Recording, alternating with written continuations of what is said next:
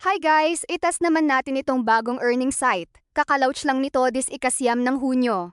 Ito yung tinatawag na pay-per-click system kung saan pwede ka kumita sa pamamagitan ng panunood ng ads.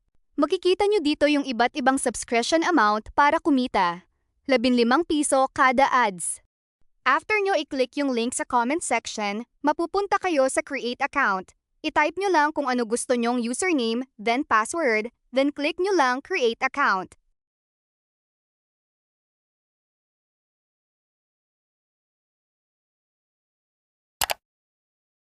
Since may account na ako, makikita nyo meron na earnings. So first step, i-click lang natin yung deposit. Sa pagde-deposit, pwede kang pumili kung sa GCash or Maya. Type mo lang kung magkano ang gusto mong i-deposit, then click Continue Deposit. Pagkatapos meron lalabas na QR code, you can scan it sa kahit anong e-wallet. After mabayaran, i-reload lang ang site at i-check kung pumasok na sa wallet. Then, pumunta sa subscription para pumili depende sa budget. Dito makikita nyo ang iba't ibang subscription. Meron 500, 1,000, 2,000 at marami pang iba. Ito yung summary para mas madaling maintindihan kung magkano kita depende sa subscription.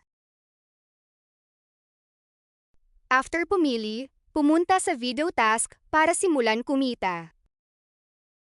Dito makikita nyo yung natitirang ads at kung ilan na kumpleto na.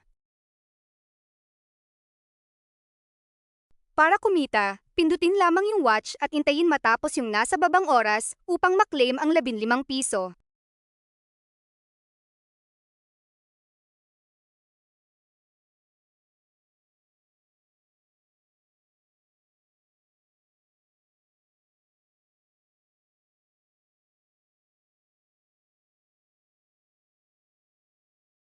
Pagkatapos ng timer, may lalabas na math equation at kailangan lamang natin sagutan para maklaim.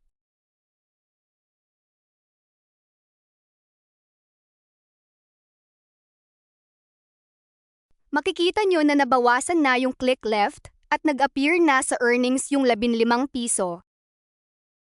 Ulit-ulitin lang ang proseso hanggang sa maubos na yung click left.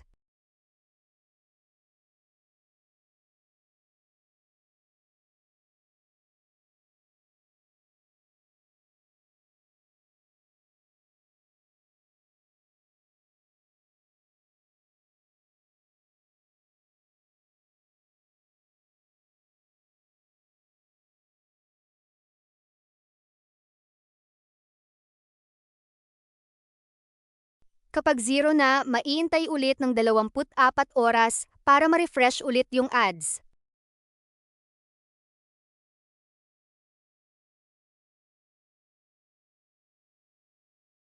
Para naman sa withdrawal, i-click lang yung red na wallet.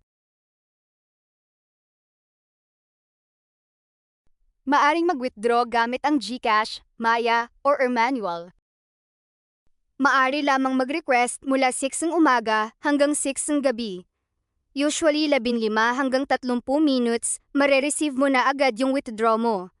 Minimum withdrawal is 150 pesos. Maari mag-withdraw sa GCash at Maya ng 150 hanggang 10,000 piso.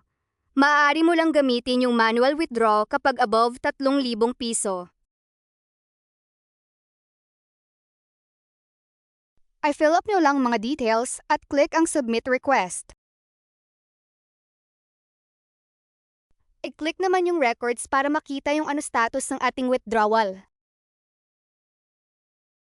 Makikita nyo dito na na-reject yung withdrawal request ko ng 8 ng gabi kasi 6 ng umaga hanggang 6 ng gabi lamang pwede mag-request. Kaya sinubukan ko ng 6 ng umaga at pumasok na ito sa GCash. Thank you guys for watching. Click subscribe for more updates.